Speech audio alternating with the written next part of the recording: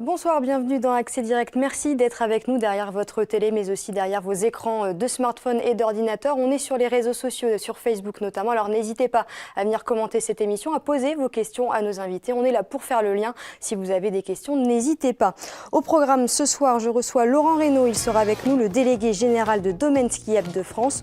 Nous parlerons également du festival Couleurs d'enfance. Et enfin, pour notre revue de presse de la semaine, il sera question de Radio Meux avec son fondateur Philippe Thévenet.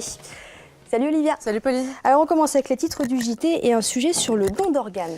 Le don de moelle osseuse, plus exactement, c'est la 13e semaine de mobilisation nationale pour le don de moelle osseuse.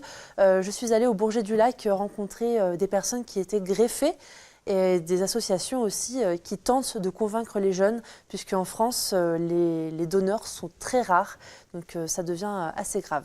Et puis un lifting pour l'aéroport d'Annecy. Exactement, près de 5 millions d'euros d'investissement. Donc hier, Sébastien Germain était à l'aéroport Annecy-Mont-Blanc pour l'inauguration et il nous fera découvrir les nouveautés. Et puis la revue de presse, comme chaque semaine, on commence avec de l'eau embouteillée en bouteilles contaminées. Effectivement, c'est un article du Huffington Post. Alors, des chercheurs ont testé l'eau de plus de 250 bouteilles dans 9 pays différents, dont le Liban, l'Inde ou les États-Unis. Alors, les marques concernées par ces tests, Evian, Nestlé, Pure Life ou encore San Pellegrino. Donc, dans l'Evian aussi, il y a dans 93% des échantillons donc de l'Evian aussi, il y aurait du plastique. Tout simplement.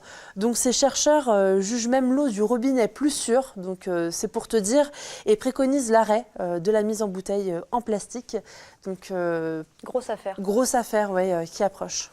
Et puis on parle des Jeux paralympiques autrement. Effectivement, cette fois-ci, on n'est pas à Pyeongchang, on est à Saint-Rémy-de-Maurienne. C'est différent. On est allé, c'est France Bleu qui est allé à la rencontre de Pierre Tessier qui conçoit et fabrique avec ses 9 salariés les fauteuils ski de 8 athlètes donc, qui participent aux Jeux Olympiques. Parmi eux, Frédéric François qui a remporté l'argent au super combiné. Et l'année prochaine, l'entreprise devrait s'installer dans les locaux d'Alpespace parce qu'il commence à être un peu à l'étroit. C'est un article qui est très très sympa sur France Bleu Pays de Savoie. C'est bien de faire voir les petites mains un petit peu aussi. Exactement. Ces Jeux Olympiques et Paralympiques. Exactement. Et avec toi, Pauline, on parle nourriture.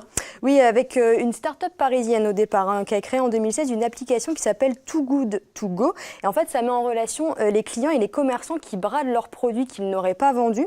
Alors après avoir ciblé les grandes agglomérations Paris, Marseille, eh bien c'est parti en Pays de Savoie, notamment à Chambéry, Aix-les-Bains et surtout à Annecy.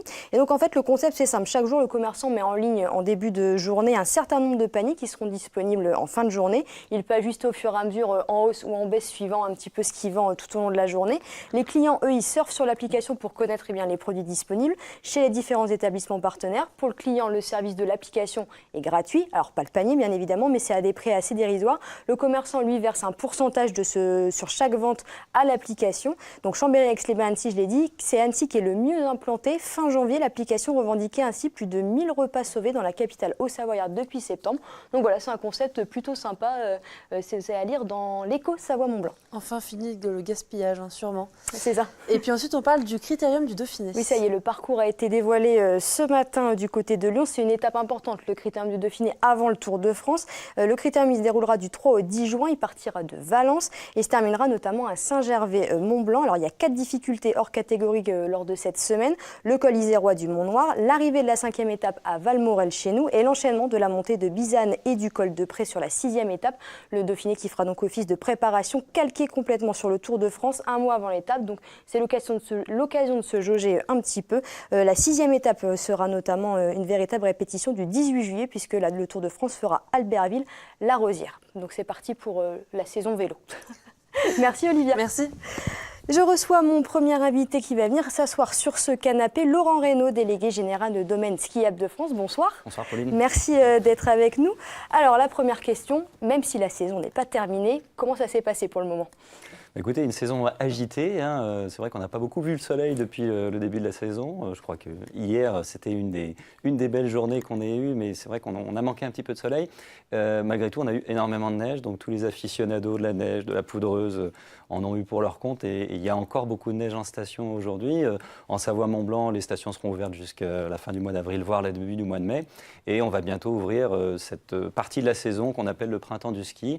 On est aujourd'hui sur des fréquentations des domaines skiables, en tout cas, qui sont convenables, mais c'est vrai qu'on était un peu freinés par le vent, les conditions d'exploitation qui sont compliquées.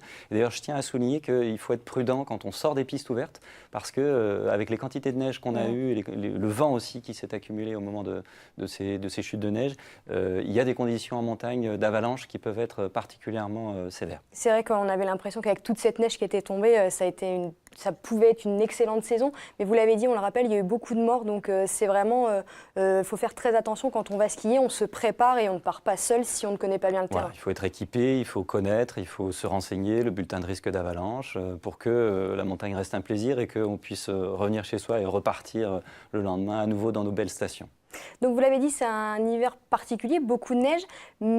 Savoie-Mont-Blanc Tourisme a donné ces chiffres, hein, là, juste pour le taux d'occupation, ce qui est différent de domaines skiables, mais 85% pour les vacances de février, plus 3 points. C'est encourageant globalement? Bien sûr, après plusieurs saisons avec un enneigement plus difficile que cette saison, on constate que la clientèle est bien présente, que l'envie de skier est toujours aussi forte chez les jeunes, chez les familles, chez les seniors aussi.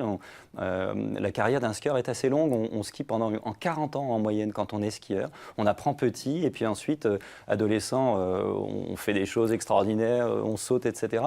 Et quand on devient papa ou maman, eh bien, on apprend à ses enfants à skier. Et on a aujourd'hui plus de 10 millions de personnes qui viennent dans nos stations chaque hiver.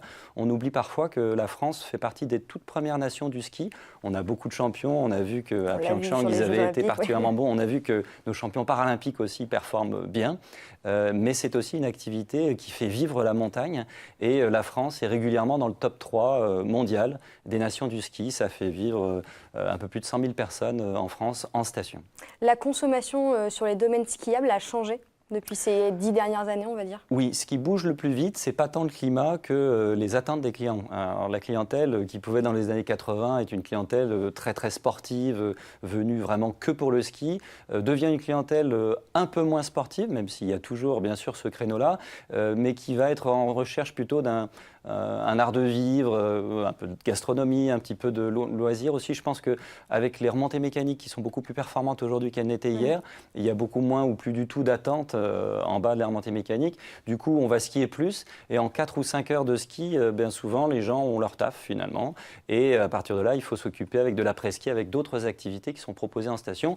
On y veille avec des luges, 4 saisons, avec tout un tas d'activités. Aujourd'hui, dans une station, on peut faire énormément de choses autour du ski qui reste évidemment le produit phare qui fait venir les gens en hiver. Ça évolue très vite, cette demande du client, beaucoup plus vite qu'avant? Oui, plus vite qu'avant. Il y a à la fois cette envie d'avoir une montagne plus ludique, plus accessible, évidemment plus sûre aussi, tant sur les pistes que sur les remontées mécaniques, et on y travaille, mais aussi une montagne connectée. Alors vous me direz, en vacances, parfois les gens veulent être déconnectés. Pas de problème, vous pouvez toujours mettre votre téléphone sur avion, mais il y a aussi des envies, voilà, soit de partager ses expériences avec sa tribu, avec ses amis sur les réseaux sociaux, soit d'avoir une information en temps réel sur le domaine skiable pour profiter des bons plans. Tiens, il est midi, à quel endroit on va pouvoir les manger, être capable d'apporter tout de suite un conseil, explorer des zones du domaine skiable. Pour recharger son forfait aussi, tout simplement. Recharger son forfait, exactement, vivre en temps réel et puis profiter à plein de cette expérience. Si j'ai seulement 7 heures à passer sur le domaine skiable, j'ai envie que de la première à la dernière minute, cette expérience soit absolument unique. Et nous, on est là pour faire en sorte que cette expérience, elle soit inoubliable. Justement, la montagne de demain, comment est-ce que vous l'imaginez ? Alors, on y travaille tous les jours. C'est beaucoup d'investissements. Certains investissements qui se voient, évidemment. Tout d'abord, les remontées mécaniques qui sont plus sûres, plus confortables, plus rapides aussi. C'est à peu près la moitié des investissements qu'on réalise hein, chaque année. Pour donner un chiffre, on réinvestit 300 millions d'euros chaque année sur nos domaines skiables. La moitié va à la remontée mécanique.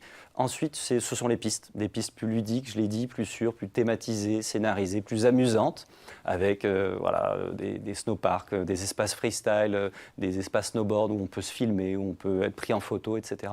Et puis il y a le digital, bien sûr, qui correspond à des attentes aujourd'hui de la clientèle. Le Wi-Fi, les applications smartphone, ce sont tous les efforts qu'on va développer pour que l'expérience soit augmentée, même si évidemment le cadre reste le cadre naturel de la montagne qui, lui, n'est pas dénaturé, c'est seulement une mise en lumière et une accessibilité qu'on propose au travers des stations. C'est un défi majeur ? Oui, en fait, on a une responsabilité ou une fonction sociale, si on veut, c'est d'être des portes d'entrée vers la montagne. Alors bien sûr, il y a aussi une montagne plus sauvage que les gens peuvent aller découvrir en ski de randonnée ou en alpinisme, mais nous, on propose à des gens qui ont peut-être moins envie de s'équiper, voilà, en restant sur des pistes balisées, sécurisées lorsqu'elles sont ouvertes, vous êtes en sécurité, vous pouvez profiter en toute quiétude de votre expérience pour passer des moments inoubliables. Oui, d'ailleurs, il y a de plus en plus de stations qui font des pistes qui dites nature, c'est-à-dire sécurisées mais pas damées. C'est ça aussi, vous me disiez en préparant qu'effectivement, les gens prennent un forfait mais aiment bien aller de plus en plus en hors-piste tout en étant sécurisés. C'est ça aussi, il y a cette clientèle-là qui est difficile aussi à jauger.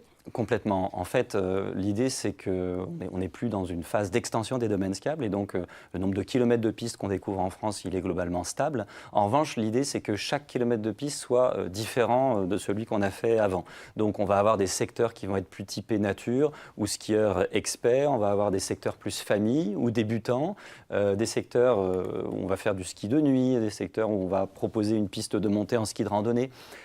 Il faut vraiment varier les plaisirs et réinventer la glisse à chaque fois. Et on se rend compte que nos clientèles sont en demande de ça, mais qu'elles sont fidèles et qu'une fois qu'on est accroché au ski, on reste skieur. On revient tous les ans. Au moins 40 ans et chaque année, l'expérience est différente et nouvelle. Alors, on a parlé des aléas climatiques en début d'interview.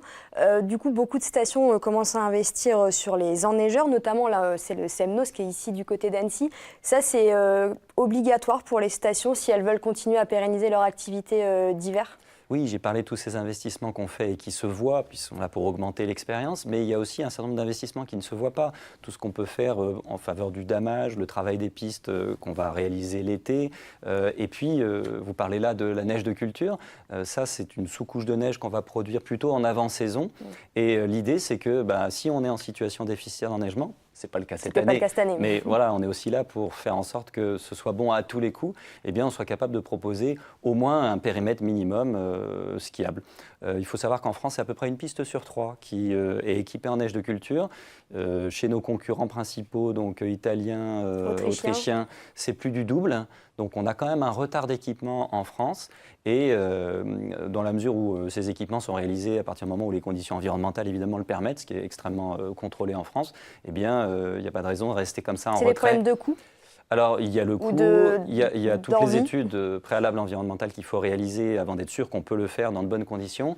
Mais lorsqu'on peut le faire, on sait le faire aujourd'hui avec des performances, y compris en termes énergétiques, qui sont bien meilleures que par le passé. Et une partie de nos investissements, d'ailleurs, va à remplacer des équipements qui pouvaient être plus gourmands en énergie par des équipements qui sont beaucoup plus éco-conçus. Ce sera ma dernière question. La France a perdu sa place de numéro 1 de la montagne. Est-ce qu'elle peut la récupérer ?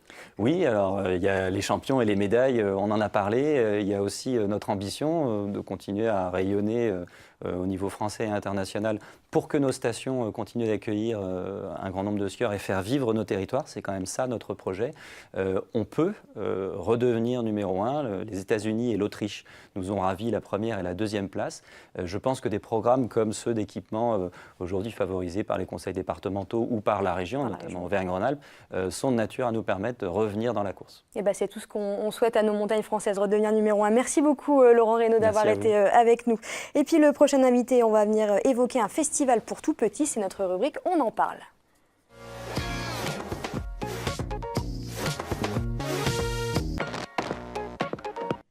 Léa Girardin-Blanc m'a rejoint sur ce plateau. Bonsoir. Bonsoir. Merci d'être avec nous. Alors, il y a plein de monde qui nous ont rejoints aussi sur Facebook. On a Pablo, on a Geoffrey, on a Maurice qui est avec nous et Christian. Merci d'être avec nous sur Facebook et de votre fidélité. Alors, on va parler d'un festival qui s'appelle Couleurs d'enfance. C'est un festival, je le disais, pour tout petit, 0 à 6 ans. C'est quoi comment c'est né déjà ce festival ? Alors, ce festival est né en fait d'un ancien festival qui était l'Enfance de l'Art, qui a évolué, qui est né en 2002 et qui finalement a évolué de façon collaborative et qui est né sous une nouvelle forme en 2017, sous la forme du festival Couleurs d'enfance. Alors c'est sur plusieurs territoires du Genevois, France et Suisse. Comment ça fonctionne concrètement ce festival ? Tout à fait. Donc c'est une programmation collaborative de structures culturelles, socioculturelles, des salles de spectacle, MJC, bibliothèques. Et l'idée c'est de rassembler nos différentes programmations, nos différents ateliers sur un temps événementiel qui est le mois de mars. Et donc on a des communes, que ce soit la commune de Saint-Julien en Genevois, Viry, Archamps, et on a également les communes de Plan-les-Ouates et Perly-Certoux en Suisse. Alors donc, les dates du 1er au 31 mars, il y a des spectacles, des films, des jeux, des ateliers, des installations, des rencontres. S'il y avait une vraie demande? Tout à fait. En fait, on a un bassin de territoire avec beaucoup de familles, avec des enfants en bas âge. Il y avait un attachement à l'ancien festival qui était dédié aux 0-3 ans. Et donc, on a décidé, à la demande aussi des familles, de poursuivre cette aventure, mais aussi en élargissant la tranche d'âge jusqu'à 6 ans pour permettre aussi de travailler avec les élèves des écoles de maternelle. C'est compliqué de faire un festival pour cette tranche d'âge-là? Alors, c'est pas forcément compliqué, mais en fait, il faut choisir très bien les artistes et les compagnies, puisqu'il faut avoir des compagnies qui soient vraiment spécialisées dans ce champ-là, notamment dans le champ du spectacle. Et c'est vrai qu'il y a peu d'artistes qui travaillent dans cet univers-là, donc des fois, on est obligé de trouver des compagnies à l'autre bout de la France, comme Twiglala, Chapi Chapeau, les petites musiques de pluie. Ce sont des artistes bretons qui sont venus jusqu'à nous en Haute-Savoie. Et puis, il y a des ateliers qui sont gratuits et sinon, c'est des petits prix. C'est accessible. Le but, c'est que ce soit accessible au plus de monde possible. Tout à fait. On est vraiment dans une politique d'accessibilité. Alors, certaines structures sont gratuites, notamment les bibliothèques et médiathèques. Et dans le reste, on reste dans des tarifs vraiment accessibles pour toutes les familles, y compris en Suisse. C'est facile de convaincre les compagnies de venir jouer dans votre festival? Tout à fait, puisqu'il y avait une habitude avec l'ancien festival. On a des structures culturelles. La mairie de Saint-Julien a une programmation culturelle à l'année. Donc on a quand même une habitude de travail avec les artistes. Donc il n'y a aucun souci. Alors il y a aussi, dans la plaquette, vous dites que c'est un rendez-vous aussi pour les parents, les grands-parents et les professionnels de l'enfance. Ça regroupe vraiment... Finalement, c'est 0-6 ans, mais ça regroupe de 0 à 99 ans presque. Puisqu'on a par exemple des temps dédiés aux adultes. Cette année, on aura une conférence la semaine prochaine sur le kamishibai, qui est une technique pour raconter des histoires, une technique japonaise. On a une illustration. Et donc là, c'est une conférence. Donc il y a un temps pour les enfants, du conte, mais on a aussi une conférence pour les adultes pour expliquer cette technique et pourquoi pas l'utiliser avec ses enfants ou ses petits-enfants dans le cadre familial, ou alors pour les professionnels de la petite enfance. On le voit ici, et il y a aussi, ça me fait toujours rigoler, les ateliers de yoga, ça marche très bien. Toutes les séances sont complètes jusqu'à la fin du mois. Donc ça a été initié avec notre partenaire qui est le service petite enfance de la communauté de communes. Et donc c'est vraiment une découverte pour les parents, mais aussi ce que disaient les assistantes maternelles qui peuvent venir à des séances pour découvrir cette pratique et peut-être reproduire du yoga à la maison avec son enfant. Quel retour vous avez des familles qui participent? Alors les familles sont ravies, en témoigne le succès déjà de la première édition l'année dernière. Toutes les séances étaient complètes et cette année on a un véritable succès. Dès le mois de janvier, les familles commençaient à s'impatienter, à voir le programme. Donc on a vraiment un retour, une bienveillance du public et on espère que ça va continuer. Les villes aussi jouent le jeu? Tout à fait, les différentes structures, il y a vraiment une envie puisqu'au moment où on a re-questionné l'ancien festival, on repartait à 3 partenaires historiques.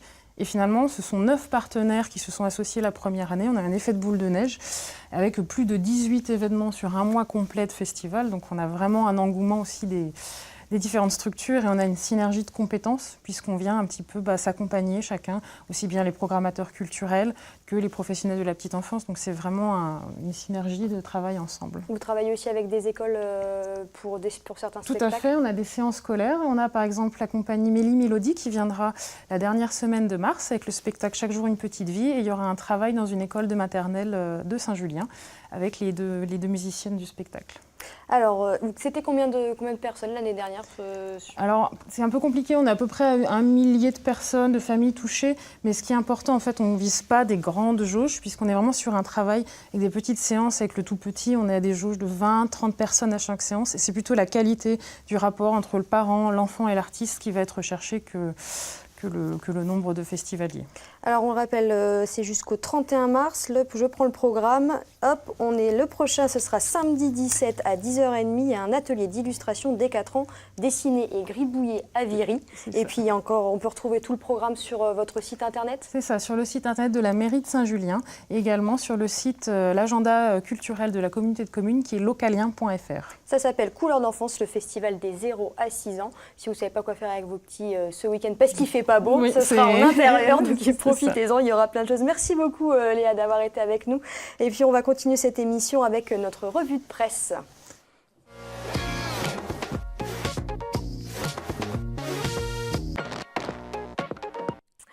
Philippe Thévenet s'assoit sur ce canapé, bonsoir. Bonsoir. Alors vous êtes le fondateur de Radio Meux, la web radio associative qu'on ne présente presque plus maintenant du côté de la Clusa. C'est 2,5 millions d'écoutes en décembre. C'est quoi votre recette? Euh, ben, ben, on ne la sait pas nous-mêmes. Enfin, on y met déjà beaucoup de cœur et beaucoup de passion. Et on est aussi arrivé au bon moment, je pense, parce que la radio a été créée il y a 10 ans. Donc c'était vraiment le début des web radios. Et voilà, on a su capter une attention et les auditeurs sont fidèles et d'autres sont venus petit à petit rejoindre le troupeau. Justement, c'est quoi le concept de la web radio? Alors, De notre web radio, c'était musique only, comme dirait une autre web radio, mais une autre radio, mais pour le coup, nous, on le fait vraiment parce qu'on n'a pas de pub. Et on essaie toujours d'être dans une musique quand même accessible, mais un peu alternative. Pour pas tomber dans la facilité de jouer des tubes ou des morceaux qu'on a entendus 10 000 fois, mais pas non plus être dans quelque chose de trop élitiste. Voilà. C'est difficile de trouver sa place parmi les très nombreuses radios et web radios maintenant qu'on peut trouver? Nous, justement, on a eu l'avantage d'être là dès le début. Je pense que ce serait plus difficile pour une web radio qui se crée aujourd'hui. Il y en a énormément qui se font. Et justement, l'avantage, je pense, qu'on a, c'est que maintenant, on a vraiment une base de fans et d'auditeurs. Et donc, à nous de savoir la garder et éventuellement de la croître. Oui, parce que vous êtes en termes d'écoute devant d'autres radios très connues, comme Nova, par exemple. Oui. Quand vous avez les chiffres qui sortent comme ça fait forcément ça fait plaisir, j'imagine. Oui, au début. Ça vous a Après, surpris? honnêtement, on s'y fait, oui. Ou c'est plutôt si on nous avait dit au tout début qu'on allait faire, en l'occurrence sur le web, on fait presque 2 fois plus d'audience que Radio Nova, qui a un autre créneau aussi en faisant de la FM sur Paris et d'autres villes, donc c'est pas forcément comparable. Mais en tout cas, pour nous, Nova et Couleur 3, qui étaient un peu des radios référentes pour nous, qui ont fait notre culture aussi, de nous voir maintenant dans ces classements au-dessus d'elles, effectivement, c'est assez impressionnant. C'est ça. Comment ça fonctionne du coup concrètement? Comment vous fonctionnez? Alors principalement c'est des sélections musicales qui s'enchaînent, donc c'est toute une petite organisation qu'on fait. On a des playlists qu'on met dans une grille. Et puis 5-6 fois par semaine, on accueille des DJ invités, dont par exemple le plus connu est Laurent Garnier, qui une fois par mois fait son émission chez nous. Et dans ce cas-là, ils nous envoient leurs mix déjà enregistrés qu'on diffuse, quoi. C'est plus facile maintenant de les convaincre? Ça a toujours été facile ou au début ça a été compliqué quand même? Oui, au début c'était même pas l'identité, c'est venu petit à petit ça. Les DJ invités sont venus 1, puis 2, puis 3, puis un peu plus. C'était pas la base de notre radio, alors que il y a pas beaucoup de radios qui font ça, qui invitent énormément de DJ. Et c'est un peu leur truc. Mais il faut dire par exemple, ils sont sur Paris ou des grandes villes, Londres ou New York. Donc il y a un gros terreau de DJ, alors que nous, à la CLUSA, c'est assez limité. Donc la base, c'était plus... c'est un peu commencé, on met notre disque dur en écoute, à disponibilité des gens. Et les choses évoluent petit à petit. Techniquement, comment ça fonctionne? Vous êtes tout seul? On est une petite équipe de 4-5 personnes, entre les DJ, l'informaticien. À la base, j'ai créé ça avec un collègue informaticien, un graphiste est arrivé dans l'équipe. Puis après, on est 3 DJ à représenter Radio Meux sur le terrain aussi, parce qu'on fait pas mal de soirées.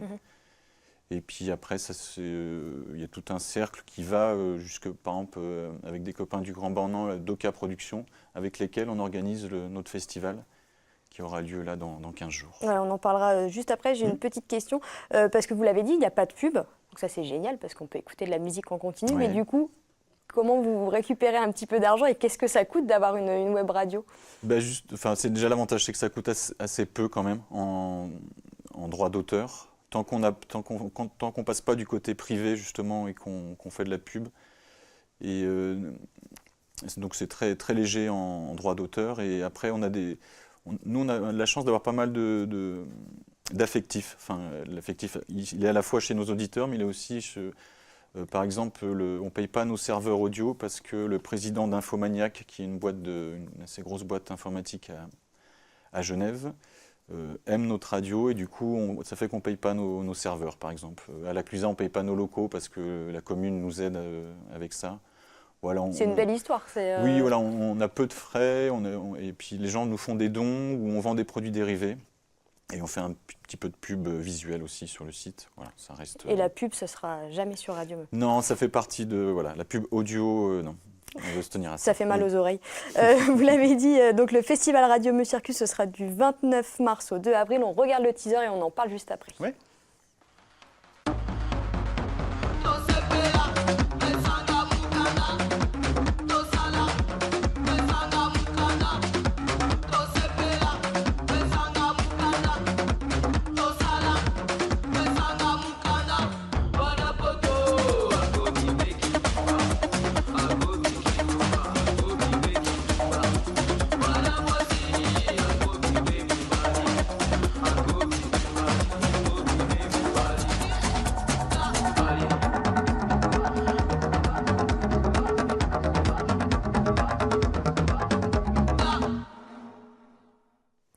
Donc voilà, du 29 mars au 2 avril, le festival Radio Meu Circus. Quel est le concept du festival ?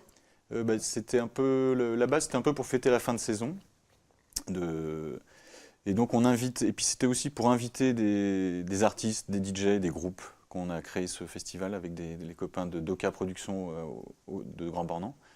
Et donc c'est le soir des concerts sous chapiteau, d'où le nom Circus, et en journée à la presqu'île ou sur les pistes en après-midi, principalement des DJ en journée et des concerts le soir.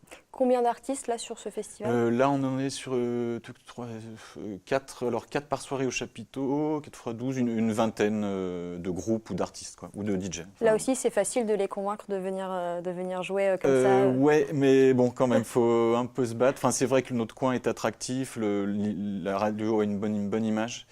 Mais il y a aussi que maintenant les artistes vivent vraiment des concerts, enfin, c'est quand même ce qui les fait principalement vivre. Donc nous on est quand même dans des budgets raisonnables on va dire, donc voilà, on ne peut pas non plus se permettre d'avoir qui on veut, quoi. C'est des concerts gratuits, il y a des entrées, comment ça se passe ? Oui, alors le soir au chapiteau, il y a un petit village aussi, et donc là on est plus dans le cadre d'un vrai festival avec une enceinte fermée, et c'est payant et c'est 29 € par soirée.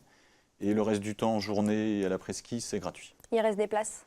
Oui, il reste des places, oui. Donc il faut aller sur le site du festival si on veut réserver. Tout à fait.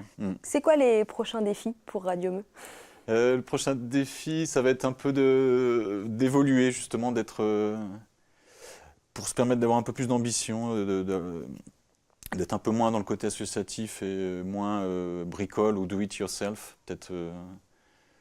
Et parce que maintenant, Internet permet de trouver des solutions de financement autres que justement faire bêtement de la pub audio pour une radio. Parce qu'il y a d'autres modèles qui se mettent en place, ou développer par exemple un club Radio Meu, où des gens qui seraient abonnés et paieraient, auraient des choses que l'auditeur lambda n'aurait pas. Comme on peut voir sur d'autres plateformes comme Deezer, Spotify. Exactement, voilà, dans ce type d'esprit.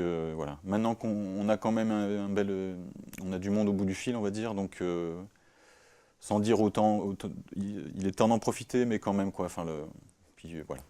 Puis un peu embaucher aussi, on aimerait bien, ça ferait pas de mal. Ça serait sympa. Là, on l'a dit, web radio, non. C'est vraiment pas quelque chose non. qui... Enfin, en l'occurrence, on voulait faire de l'AFM à l'occasion du festival pour une demande temporaire, parce que ça se fait, pour des événements, ça peut se faire. Donc autant, c'est vrai qu'il y a le côté magique de l'AFM, mais on apprécie vraiment le côté liberté de la web radio, de l'Internet. C'est trop de contraintes. Oui, je pense. Et sûrement trop d'investissement. Et déjà, il faut avoir l'autorisation de le faire, ce qui n'est pas si évident que ça. Donc voilà, on n'arrive déjà pas à aller au bout de tous nos projets sur le web, alors on va il y a encore pas mal de projets. Là, on est à 2,5 millions d'écoutes à peu près. L'objectif, c'est quoi ? On vise les 3 millions ? Je sais pas, oui, les 3, oui, parce qu'on augmente chaque mois un tout petit peu. Les 3, je pense que c'est largement faisable. Les 4 alors ? Les 4, les 10, moi je dirais. Les 10 dans vous reviendrez sur ce plateau à chaque fois qu'on passe 1 million. Voilà, exactement. Et merci beaucoup Philippe, t'es venu d'avoir été avec nous. Donc on rappelle Radio Meu, on tape Radio Meu sur Internet, on tombe sur la web radio. Oui. C'est sans pub, c'est avec de la musique, donc c'est un plaisir. Juste appuyer sur Play. Juste appuyer sur Play, c'est hyper facile. Merci beaucoup d'avoir été avec nous. C'est la fin de cette émission. Tout de suite, c'est le JT avec Olivia Boisson. Demain, je recevrai Jean-Luc Rigaud. Il viendra nous parler de Imagine Grand Annecy. Nous évoquerons aussi le festival de la caricature et Camille viendra nous donner tous ses bons plans pour le week-end. Passez une très belle soirée et à demain.